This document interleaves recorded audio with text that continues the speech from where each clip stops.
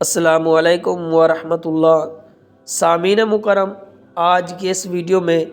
ایک انتہائی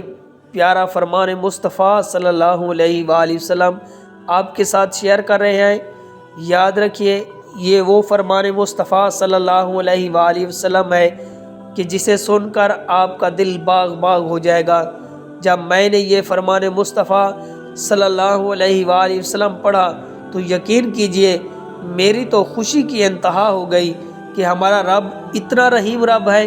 ہمارا رب اتنا کریم رب ہے، اپنے بندوں پر اتنی لطف و کرم فرمانے والا ہے کہ حدیث مبارکہ میں ہے کہ حضرت ابو ہریرہ بیان کرتے ہیں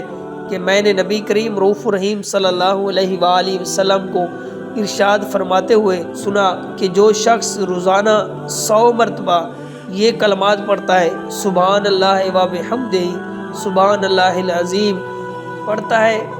ایک دفعہ پھر سن لیجئے، سبحان اللہ و بحمدہ، سبحان اللہ العظیم، تو فرمایا اللہ کریم اس بندے کے پچھلے تمام صغیرہ گناہوں کو بخش دیتا ہے، اگرچہ اس کے گناہ سمندر کی جھاگ کے برابر ہی کیوں نہ ہوں۔ اب سمندر کی جھاگ کے جسے شمار کرنا انسان کے بس میں نہیں ہے، نبی کریم رؤوف رحیم صلی اللہ علیہ وآلہ وسلم نے ارشاد فرمایا کہ روزانہ 100 مرتبہ یہ کلمات کہنے سے سبحان اللہ و بحمدہ، سبحان اللہ العظیم، اللہ رب العالمین پچھلے سارے صغیرہ گناہوں کو بخش دیتا ہے، اگرچہ سمندر کی جھاگ کے برابر ہی کیوں نہ ہو۔ کیونکہ سامعین مکرم، بعض دفعہ نہ چاہتے ہوئے بھی ہماری زبان پر ایسے کلمات جاری ہو جاتے ہیں جن کا کوئی مقصد ہی نہیں ہوتا، مگر ہم ان فضول باتوں میں